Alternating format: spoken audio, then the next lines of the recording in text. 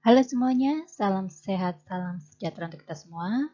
Kembali lagi kita di pembelajaran pengantar teknologi informasi dan komunikasi, di mana pada pertemuan ke-12 kita akan membahas mengenai etika penggunaan teknologi informasi dan komunikasi.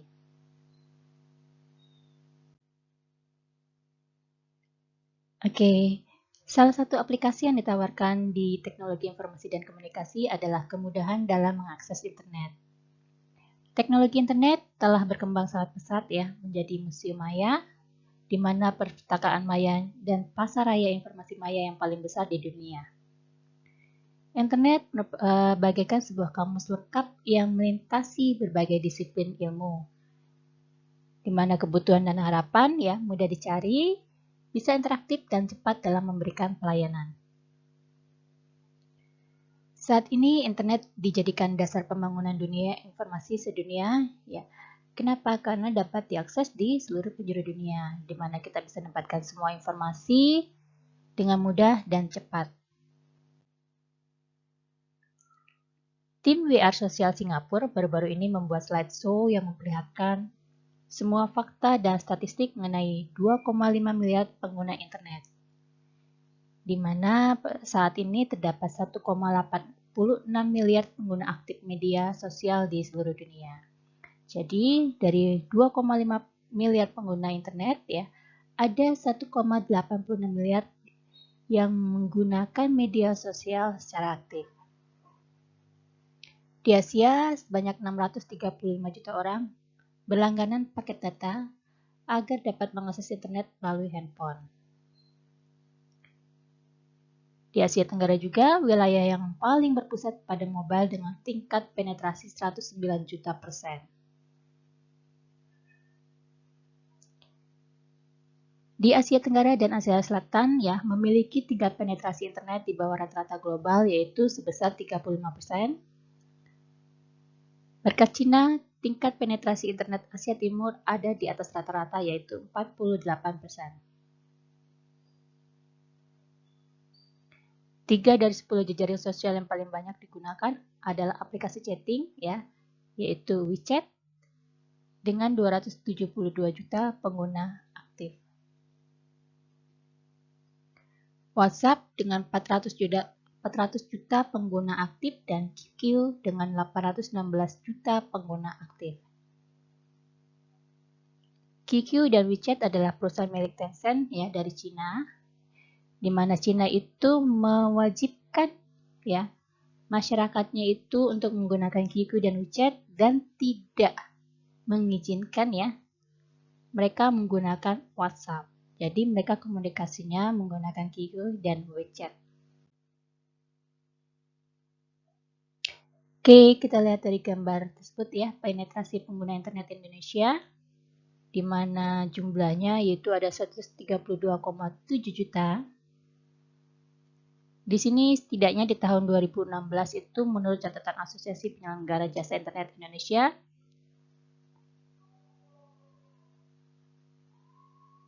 nah dari 132 juta itu ya akan mengalami peningkatan dari tahun ke tahun ya, yang berarti jumlah pengguna internet itu juga akan berubah dan bertambah. Jumlah pengguna internet Indonesia di sini menduduki urutan ke-6. Ya, tertinggi di dunia setelah Tiongkok, Amerika Serikat, India, Brasil, dan Jepang. Itu menurut eMarketer. Ya. Sayangnya di sini akses internet di sini masih didominasi kota-kota besar Indonesia seperti Jakarta, Bandung, atau Surabaya ya. Ini dipengaruhi karena adanya sinyal dari provider tersebut. Kadang kalau kita berada di pelosok ya, kita masih sulit menggunakan internet karena sinyalnya masih susah. Oke, di sini menurut data hanya 24,35% saja dari keseluruhan populasi Indonesia di sini dapat menikmati internet ya. Sehingga masih ada kesenjangan digital antara masyarakat di perkotaan yang sudah dapat mengakses internet dengan warga pedesaan yang belum mampu mengaksesnya ya. Alih-alih memanfaatkannya, untuk itulah diperlukan adanya tata kelola internet Indonesia. Ya, fungsinya adalah agar masyarakat di pedesaan pun dapat mengakses internet. Oke, Dengan adanya internet ya, juga perlu diwaspadai sebab menurut salah satu penelitian yang dilakukan oleh Meta Crawler ya, dalam waktu seminggu menunjukkan ketertarikan pengguna internet pada salah satu site yang dapat dikatakan dapat membawa perubahan ke arah yang negatif. Oke, nah berdasarkan sampel ya, pertanyaan, kesukaan pengguna mengakses internet. Yang pertama yaitu mereka lebih suka mengakses internet yang berhubungan dengan seks ya sebanyak 533, terus erotika 320 data, nude 217, pornografi 359, penthouse 127, adult 89, dan playboy itu sekitar 67. Nah, inilah ya mengapa kita perlu mewaspadai anak-anak remaja ya supaya mereka tetap terarah dalam menggunakan internet dan tidak menyalahgunakan fasilitas dari internet ya.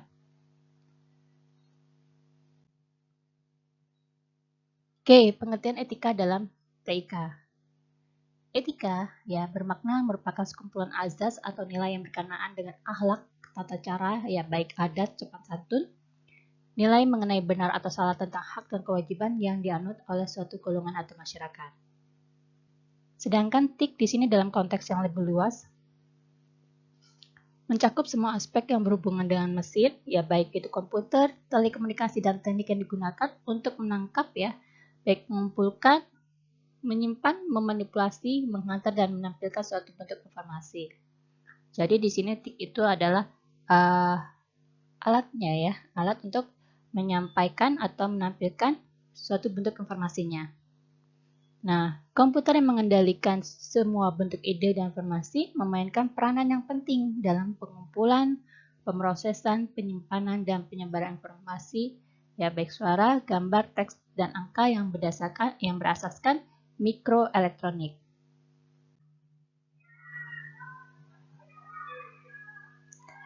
Teknologi informasi bermakna menggabungkan bidang teknologi seperti perkomputeran, telekomunikasi, dan elektronik dan bidang informasi seperti data, fakta, dan proses. Jadi, etika TIK yang merupakan sekumpulan asas atau nilai yang berkenaan dengan akhlak, tata cara, baik itu adat, sarana santun, nilai mengenai benar dan salah, hak dan kewajiban tentang TIK yang dianut oleh suatu golongan atau masyarakat dalam pendidikan. Jadi di sini ya, dalam penggunaan internet ya, kita diharapkan mematuhi semua etika. Jadi tidak hanya sekedar kita menggunakan saja, tapi kita juga harus memperhatikan etika-etika dalam menggunakan internet. Untuk menerapkan etika TIK, maka diperlukan terlebih dahulu mengenal dan memaknai prinsip yang terkandung di dalam TIK. Di antaranya, tujuan teknologi informasi, di mana memberikan bantuan kepada manusia untuk menyelesaikan masalah, menghasilkan sebuah kreativitas, ya, di mana membuat manusia di sini lebih bermakna jika tanpa menggunakan teknologi informasi dalam aktivitasnya. Yang kedua, prinsip high tech, high touch. Lebih banyak bergantung kepada teknologi tercanggih, lebih penting kita menimbangkan aspek high touch yaitu manusia. Yang ketiga, menyesuaikan teknologi informasi dengan kebutuhan manusia. Jadi, bisa dikatakan bahwa etika dalam penggunaan ICT di sini adalah merupakan perbuatan manusia yang dipandang berperilaku nilai baik dalam penggunaan information, communication, dan teknologi atau istilah bahasa Indonesia yaitu teknologi informasi dan komunikasi. Etika dalam penggunaan teknologi informasi dan komunikasi. Ada beberapa hal yang harus kita terapkan dalam menggunakan teknologi informasi dan komunikasi, yaitu yang pertama kita harus menggunakan TIK untuk hal-hal yang bermanfaat. Yang kedua, kita tidak boleh membajak, menyalin, atau menggandakan tanpa izin pemilik hak paten. Di mana hak paten di sini merupakan hak eksklusif bagi pencipta atau penerima hak untuk mengumumkan atau memperbanyak ciptaannya atau memberi izin untuk mengumumkan atau memperbanyak dengan tidak mengurangi batasan-batasan menurut peraturan perundang-undangan yang berlaku, di mana diatur oleh Undang-Undang Nomor 19 Tahun 2002, ya, di mana pada ketentuan pasal 72 ayat 3 Barang siapa dengan sengaja dan tanpa hak memperbanyak penggunaan untuk kepentingan komersial suatu program komputer di sini dapat dipidana dengan penjara paling lama yaitu 5 tahun atau denda paling banyak 1 miliar. Yang ketiga, kita tidak boleh mengubah, mengurangi, atau menambah hasil karya orang lain. Ya. Yang keempat, tidak boleh menggunakan perangkat lunak untuk suatu kejahatan.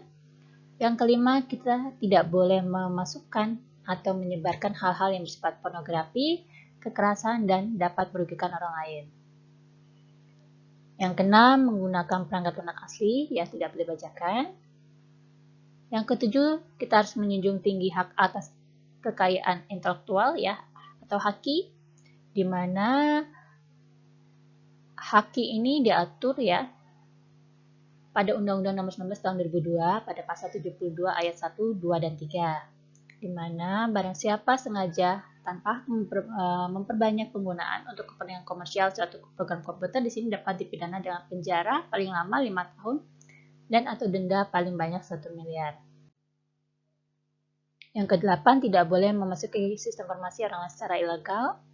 Yang kesembilan, kita tidak boleh memberikan user ID dan password kita kepada orang lain untuk masuk ke dalam sebuah sistem, dan kita juga tidak boleh menggunakan user ID orang lain untuk masuk ke dalam sebuah sistem. Yang ke-10, kita tidak boleh mengganggu atau merusak sistem informasi orang lain dengan cara apapun. Yang ke-11, kita tidak boleh menggunakan ICT dalam melakukan perbuatan yang melanggar hukum dan norma-norma yang berlaku di masyarakat. Ke-12, kita tetap bersikap sopan santun walaupun kita tidak bertatap muka secara langsung. Yang ke-13, ketika sedang berinteraksi dengan orang lain yang menggunakan fasilitas nonverbal seperti message system, ya, seperti SMS, chatting, atau email, kita juga harus perlu memperhatikan beberapa etika, seperti penulisan yang baik, ya, yang tidak menyinggung dan tidak menyakiti perasaan pembaca, seperti penggunaan caps lock, ya, jangan kita menggunakan huruf besar semua dalam mengirim pesan, ya, karena nanti maksudnya jadi berbeda, ya, karena penggunaan caps lock di sini akan memberikan tekanan terhadap pesan yang ditujukan kepada si penerima. Ke-14, kita tidak boleh membicarakan keburukan dan menjelekkan orang lain di media sosial seperti Facebook, Twitter, email, dan sebagainya yang sejenis, ya. Media sosial itu harus kita gunakan dengan bijak, ya, dalam memberikan sebuah informasi, bukan sebagai media untuk menjelek-jelekan orang lain. Ya, itu tidak boleh. Ke-15, menggunakan alat pendukung ICT dengan bijaksana dan merawatnya dengan baik. Ke-16, kita harus menerapkan prinsip-prinsip kesehatan dan keselamatan kerja, yaitu ketiga. Ada beberapa jenis pelanggaran etika penggunaan teknologi informasi dan komunikasi. Yang pertama, hacker dan cracker. Nah, ini mirip ya, kadang orang suka ketukar mana yang cracker dan mana yang hacker. Yang kedua, denial of service attack atau DOS attack. Yang ketiga, pelanggaran privasi. Yang keempat, fraud. Yang kelima, gambling, karena mobile gambling. Ketujuh, pornografi dan pedofilia. Yang kedelapan itu data forgery. Sekarang kita akan membahas mengenai hacker dan cracker. Kata hacker pertama kali muncul dengan arti positif untuk menyebut seorang anggota yang memiliki keahlian dalam bidang komputer yang lebih baik ketimbang yang telah dirancang bersama.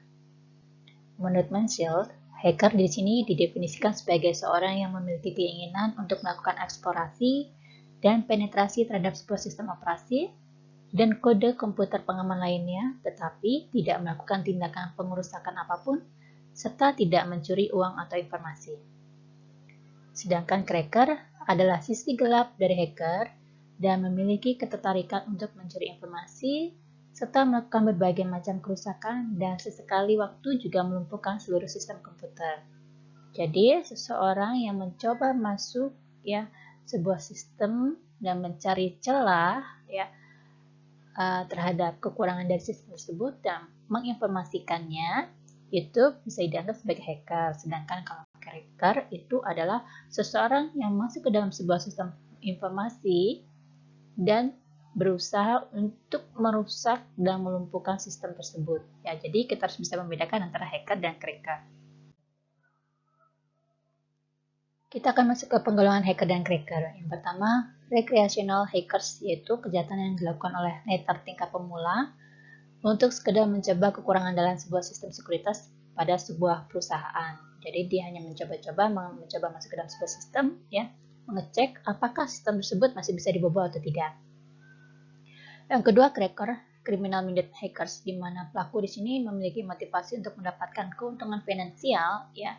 Dia juga melakukan sabotase dan pengerusakan data, di mana tipe kejahatan ini dilakukan dengan banyak orang dalam, biasanya orang-orang yang tahu sistem tersebut, ya.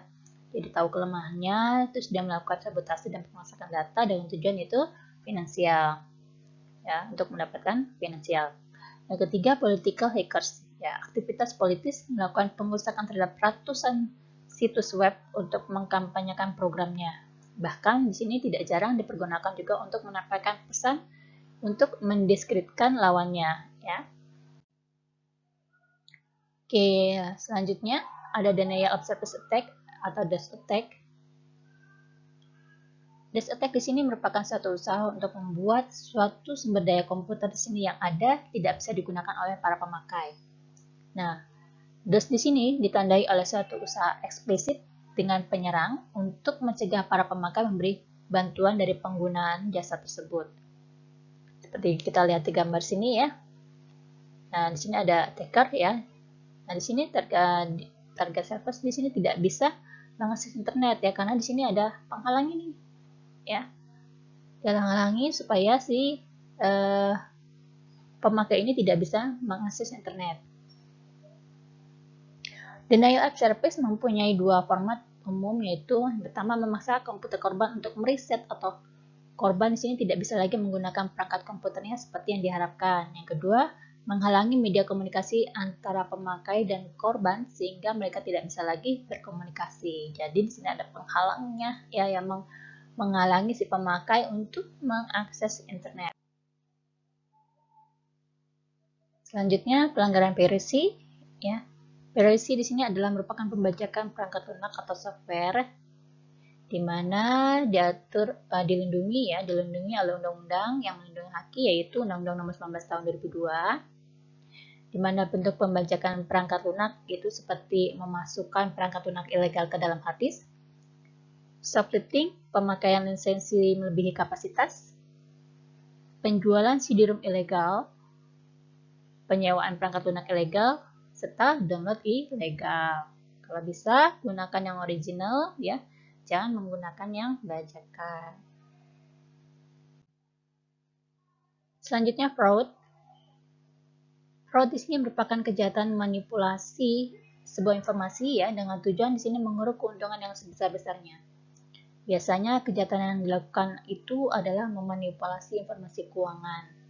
Nah, contohnya adanya situs lelang fiktif yang melibatkan berbagai macam aktivitas yang berkaitan dengan kartu kredit. Ada gambling, ya. Perjudian tidak hanya dilakukan secara konvensional, akan tetapi perjudian juga marak di dunia cyber yang berskala global. Nah, saat ini pemerintah sedang gencar-gencarnya, ya, menutup situs judi online. Dan kegiatan ini dapat diputar kembali di negara yang merupakan tax haven seperti Cayman Island yang merupakan surga bagi money laundering, di mana jenis-jenis online gambling antara lain seperti online casinos, online poker, ya. Nah, di sini yang masih menggunakan situs judi online, ya, kalau bisa stop karena banyak dampak negatifnya dibandingkan dampak positifnya. Ada mobile gambling, di mana merupakan perjudian dengan menggunakan wireless device seperti PDIs, wireless tablet PCS, beberapa kasino online dan poker online di sini menawarkan pilihan mobile. Ya, seperti kalau kita lihat seperti ini, ya, mobile gambling, ya. GPRS, GSM data, UMTS, iMode adalah semua teknologi lapisan data atas, ya. Nama perjudian gesit tergantung. Jenis perjudian di Indonesia yaitu sdsb.com, jenis perjudian olahraga terlengkap di Indonesia, dan Asia Tenggara. Nah, selanjutnya ada pornografi dan pedofilia. Pornografi merupakan jenis kejahatan dengan menyajikan bentuk tubuh tanpa busana, ya, di mana erotis dan kegiatan seksual lainnya dengan merusak, ya, dengan tujuan merusak moral. Sedangkan kalau pedofilia merupakan kejahatan penyimpangan seksual yang lebih condong ke arah anak-anak, ya. Di sini seperti yang dikenal atau disebut dengan child pornography. Yang ke-8 itu data forgery, di mana kejahatan ini dilakukan dengan tujuan untuk memasukkan data pada dokumen penting yang ada di internet, ya. Jadi semua informasinya dipalsukan, di mana dokumen-dokumen ini biasanya dimiliki oleh institusi atau lembaga-lembaga yang memiliki situs berbasis web database.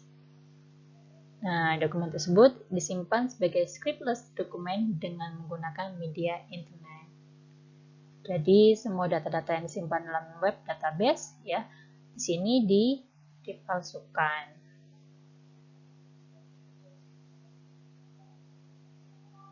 Nah, kejadian ini biasanya diajukan untuk dokumen e-commerce, ya. Jadi di sini ada pemasukan data. Oke, sampai di sini pembahasan kita mengenai untuk mata kuliah PTIK, ya. Kita ketemu lagi minggu depan. Salam sehat, salam sejahtera untuk kita semua.